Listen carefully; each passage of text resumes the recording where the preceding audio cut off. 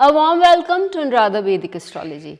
Today we are going to talk about Saturn in the third house. But before that, a big thanks to all of you for liking, sharing and subscribing to our YouTube and Spotify channels and writing in your comments and suggestions there.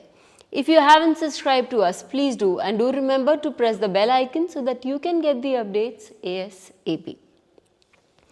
When we talk about Saturn, which is a planet of slowness, it is a planet of deep thought, and it is a very strong planet in terms of giving its karma. It is disciplined.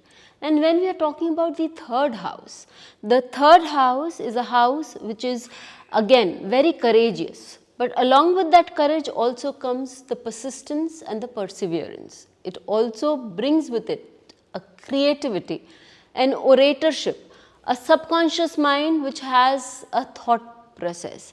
So let's add the Saturn in the third house and see what the classics have to say to us. The first thing that we see with Saturn in the third house is the patience. So when Saturn, the slow planet is, or rather the slowest planet of the Navagrahas is placed in the third house, the person is, whatever that the person does will be done very slowly. The creativity of the person would be there, but the person would be slow in his or her endeavors and would not be given to taking rash actions, because the third house again is the house of speech and actions. And as we move on to communication, such a person is very strong, very clear in his or her communication. Such a person may not be communicating a lot. These people may be shy. Again, the influences would matter. If Saturn is placed in the third house such that it has benefic aspects, then such a Saturn would be able to communicate with clarity, very decisively, slowly. These people will never be in a rush to explain things to others. They will very quietly, very gently, but very firmly put their points forward so that nobody is in any doubt. On the other hand, if there is a malefic influence on this Saturn, then such people can be very doubtful, can have a lot of self-doubt. They may not be able to express themselves very clearly. Placement of Saturn in the third house has a number of aspects, but has a number of points that we can talk about, but an aspect, a good aspect, a cruel aspect can change the entire scenario. Third house also represents our writing power. So when Saturn is placed in the third house, it gives one an ability to write, albeit slowly. And Saturn is a serious planet. It's a planet related to karma. So such people can go into deep thought processes, write deeply in subjects. They can write not very humorous or very books which are kind of short tales. They could be writing novels, they could be writing areas of literature, history, things that require a lot of deep thought processes, and their writing speed would not be very great, but it would always be thorough. Saturn in the third house, as I said, the third house is also the house of creativity. So it gives one a lot of creativity for sure, because one would be thinking, one would be, but whatever steps that you will be doing that would require you to think deeply. Third house is also your house of learning things. Saturn in the third house can hinder your learning in the sense that it can make you learn things but at a lower speed. You may not be that fast in learning or putting things in your mind. You would be thorough. Whatever that you learn, you would be using it well. But the power to do it huge, and in today's day and time everybody is in a rush to finish things up properly. That Saturn in the third house does not allow things to happen.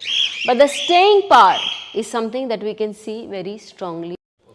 So now when we are talking about Saturn in the third house with respect to karakas, who's the karaka here in the third house?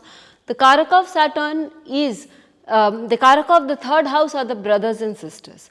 Wherever Saturn sits, it takes a responsibility of that place, because Saturn is the karma karak. It has to dispense with the responsibility of that place. So, such a person will have to work for their brothers and sisters, or will have to sustain them to a certain level. Again, in the third house, it is being the 12th from the fourth house of property. It is also duty bound to see that a person will divide the property between the siblings in the right and fair manner. So, Saturn in the third house with respect to the siblings makes you work for the siblings, maybe sacrifice your share, to be honest, to be straight for your siblings also. Leadership qualities. Saturn can give a person great leadership qualities because you have a clarity of thought, and in the third house, and it also is about your bandhavas or bandhus, that is, it's a small group of people that you're concerned with, and Saturn there can make you work for these people, for your friends, and you can be somebody who is approachable by everybody. People would come to you for your clarity of thoughts, people would come to you for your advice, because Saturn is also aspecting the 9th house of advice and the 5th house of advice, mantra and mantrana. So, you are good at guiding people and you are good at telling people what you can do. On the same side, if this is afflicted, you yourself, as I had also said earlier, are under a lot of self-doubt and are unable to express, and you can also not do justice to any division, may be very aloof with your siblings, may not want to care about them, and may not be taking up your duties seriously. You may also feel the need to have the entire property in your name. You may speak things that are not worthy of it if such a Saturn is afflicted. If such a Saturn in the third house is not afflicted, it really gives you the staying power, and with this staying power, you will be able to create a good impression about yourself and put yourself up in a pedestal, because this Saturn then connects with the 5th house, the 7th house and the 12th house, where people look upon you as a philanthropic person also. So, let's take a couple of examples here. The first example that I take here of is that of Rajnikant. In Rajnikant's chart, he is a Cancer ascendant and he's got a Saturn Ketu together in the 3rd house.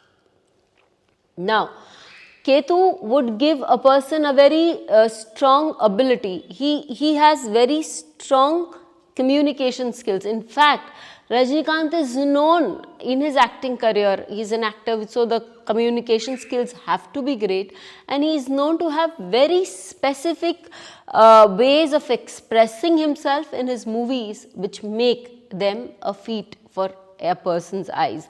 Apart from that, he has been somebody whom everybody has looked upon, very humble, very caring, and has got up from very basic basis, and that we can see with the expression of Ketu together also. The next example I take up is of Lal Bahadur Shastri Ji. In Shastri Ji's chart, Saturn is the lord of the 3rd house of Capricorn and is retrograde and placed in the sign of Capricorn. He was very communicative, he was very strong, he was very slow and yet very sincere in whatever that he did. He was a leader, we know that about him. His leadership qualities, his clarity of thought, his sincerity were all very strong. And we know that since Saturn talks about also what one's habits can be, hardworking and one who has perseverance and patience, which is the 3rd house repeatedly, because it's a retrograde Saturn.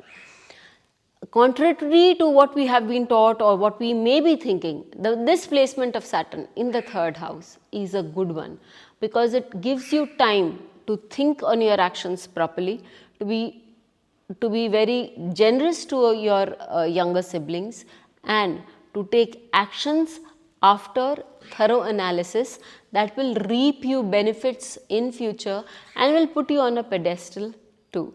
Do let us know how you found this video. Until we meet again, thank you. Please hit the bell icon for fresh updates. Don't forget to like, share and comment on the videos, and please subscribe to our channel.